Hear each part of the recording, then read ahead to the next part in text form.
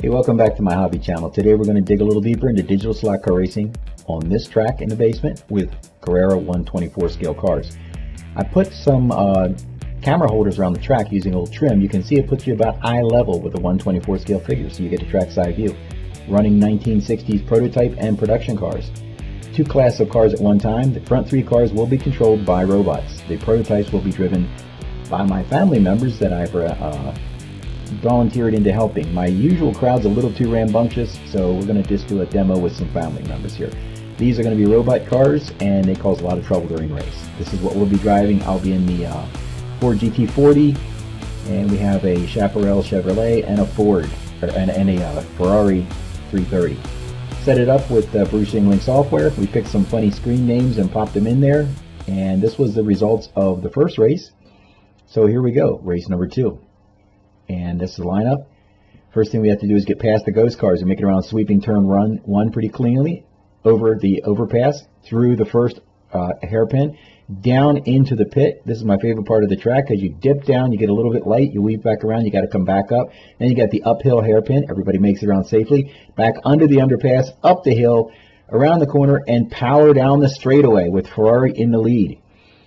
The Ferrari's got a pretty big lead. The Chaparral's following behind there.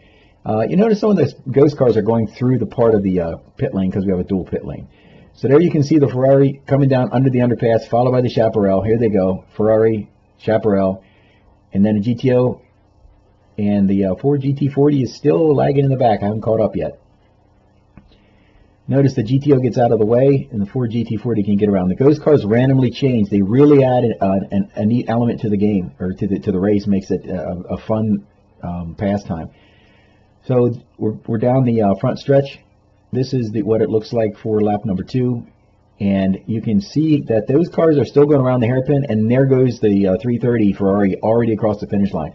But we're lined up 1, 2, 3 with the prototypes. We've gotten past all the ghost cars, and we're out running. So there goes the number 2 car, the Chaparral, underneath the pass, and there, this shows you the spacing, 1, 2, 3. We're getting pretty close together. Following up pretty fast. There goes the Ferrari around the uphill hairpin, followed by the Chaparral. Look at that spin out. Almost lost it there, but holds it together. And then here comes me holding up the 3rd place position. At least I'm ahead of the ghost cars. Now the ghost cars are starting to come into play again because the leaders are going to be catching the tail end of them and have to work through traffic, which always makes it an exciting time. You can see the 330, and then the Chaparral coming around the corner, and then the GT40. So then we go across the backstretch in front of the city. There goes the Ferrari. You can see its lead, and the Ford. I'm managing to catch the Chaparral. Check this out. I'm getting up to right there, coming around the pass. Watch this. Take it on the outside. A pretty serious pass, but the Chaparral does not give up easily.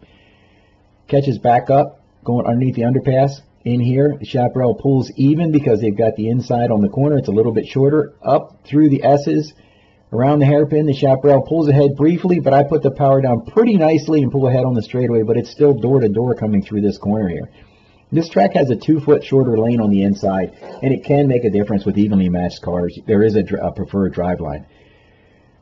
So that makes for some exciting racing. So here we go. The Ferrari is still in the lead. We're coming up behind some lap cars here, and they're in front of the Chaparral. Check this out. That Corvette switches over and blocks the Chaparral, letting me turn loose. But then it switches back over and slams me into the wall. That Corvette was a nuisance during this race, and that cost me some time. You can see where the Chaparral stopped. I lost about 4 foot. That was the first crash of the race, and it was caused by a ghost car changing lanes. I'll talk about that at the end of the race. So here we go on the restart, and check this guy out. Boom! He just absolutely Hanson Brothers me and slams me over into the pit lane. I had a second crash within 3 feet. Look at this. Once again, the ghost car changed lanes and took me out. So that's the second crash of the race, both me. Okay, so we're restarting now, and you can see how far ahead the Ferrari is where it stops. But notice, it stopped on a dead spot, and we didn't notice it. So that it stalls out. And that allows the other cars to catch up quite a bit. As you can see, the ghost car comes up, gives it a tap, and away we go. But now the Chaparral is closed the gap on the Ferrari. That stall out really hurt it. It definitely made an impact. So here we go. The Chaparral is going to play with first place here for a little bit. get past the Ford Cobra on the inside of the big sweeping curve, past the ghost car, and then power through around the outside, come down underneath the underpass, and you can see it's just closing fast on the Ferrari 330. So it's going to be a Chevy versus Ferrari match here coming up. But the GT40 is closing up pretty good too. So look at this. There's 1, 2, 3. Ferrari, Chaparral, and Ford. So once again, the Ford's going to try to take the second spot away from the Chaparral, while the Chaparral is trying to take the first spot away from the Ferrari. And we're around the uphill hairpin, and the Ford GT40 gets around the inside. But the Chevy comes back on the outside and takes it again. Battling down the front stretch, very close together. Ferrari's still in the lead. Look at the distance. They're within a fraction of a second of each other, powering down the straightaway. They go over top the overpass, back underneath the drop. There they go through the corner, underneath the underpass again. Single file, nose to tail, going down through there. This, I drop over to the left lane, and I manage to squeeze past both cars and go from third to first in a quarter of the track. So now Ford's in the lead. Going around the big sweeping turn number 1, back over top the overpass. Chaparral takes second place away from the Ferrari. Coming down underneath the underpass, and the Ferrari doesn't like that. They're battling it out. The Chaparral drops in the middle of the two cars. Look at that. And the Ferrari takes out the Chaparral, pounds it into the wall by tapping it in the curve, gets light, and lifts it up and over. That was one of our first crashes. So we're off again, off and running.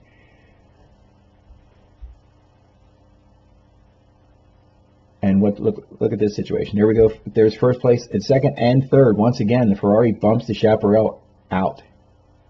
So that's 2 wrecks caused by the Ferrari tapping the Chaparral out of position.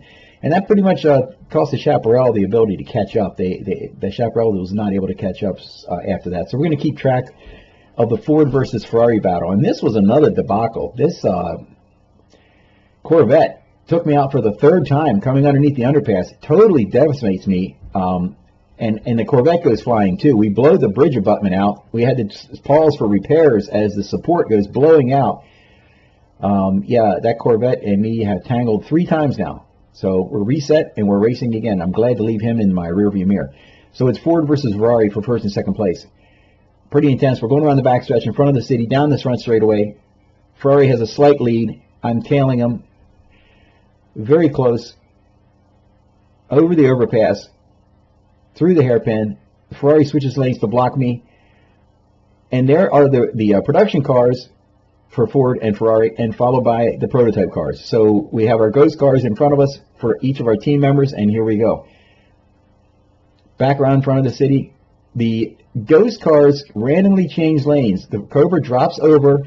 The Ferrari tries to pass. When the Cobra goes to merge again, it takes out the Ferrari. Nice teamwork there from the Ford team. The ghost member took them out. Bam, right there. Missed it at the top of the screen. So we're reset again, and now the order is the GTO, and then the Ford GT40, and the Ferrari P330, and followed by the Cobra. So we're back to running again. Here we go, around the corner. The Ferrari's chasing the Ford, up in front of the city. Here we go. The GTO's in front of me. GTO blocks me. And watch this nice move. While the GTO blocks the GT40, the 330 Ferrari comes around the outside, sweeping corner, putting the power down, and passes for the lead. So navigating the ghost cars is tricky. So there's the spread there. You can see that the 330, I get around the GTO, and now I need to chase down the Ferrari 330. Down the straightaway, I take it on the inside, but we're door to door, and it's fractions of a second here. And you can see in this instance right here, the Ferrari 330 gets loose in the corner, it spins out, loses a little bit of time with that spin out, but not much. Right back into it. Here we go back in front of the city. Then we're going down the straightaway. Ford's still in the lead. Lap 17, it's a 20-lap sprint. Back around the hairpin, underneath the curve. Look at this, getting loose with a GT40 sideways like that. Can't help it. There's no room to spare. They're right. And right there you go. Again, the Corvette wrecks the Ferrari this time. So that's 4 accidents caused by that Corvette ghost car. I'll explain at the end why I think that happens with that particular one. Ghost cars usually work pretty good, but occasionally they cause some problems. So here we are. Down around the hairpin, up here the hairpin, the Ford leads. we're going across the line here. Ferrari's trying to get around the Cobra, the Ghost Car Cobra, and does so on the outside. Not a problem, not an issue.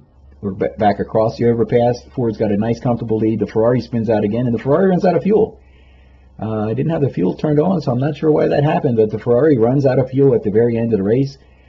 Ford crosses line, and there you go. That's the race results. The results screen comes up with the software. You can see the best lap times and things like that. Very, very evenly matched between Ford and Ferrari. Chaparral ran really well. That particular car is a little top heavy, tendency to tip over. This is one of the things you can do in the software is you can handicap drivers. I should have handicapped myself. I was racing against my wife and daughter, and they barely race at all, but luckily I managed to win and not embarrass myself on a YouTube video by losing to 2 novices. This is a way you can balance things too with the minimum lap time. You can set bracket races in the software, which is kind of nice. You can also enable random events such as breakdowns, tire failures, running engine mechanical problems where you have to go into the pits to repair them. We typically don't do that. This is also a penalty system you can do. If someone's, like, say, for example, the Ferrari's knocking people off the road, you can hit the keyboard, give them a penalty. They have to go into the pits and clear the penalty. You can turn sounds on in the race, and if you have too much sounds, it gets to be overwhelming. But one of the things you can do is also have individual sounds set to your tablet or cell phone.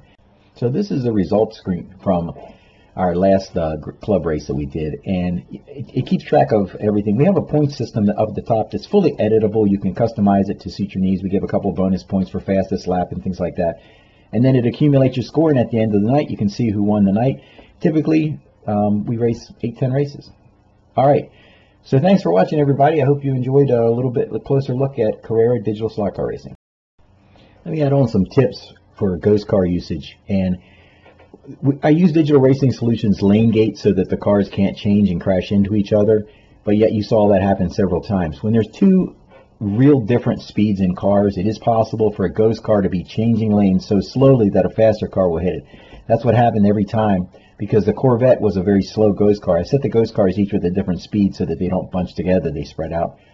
So just keep that in mind. Ghost cars can cause problems, but not often. All right, thanks.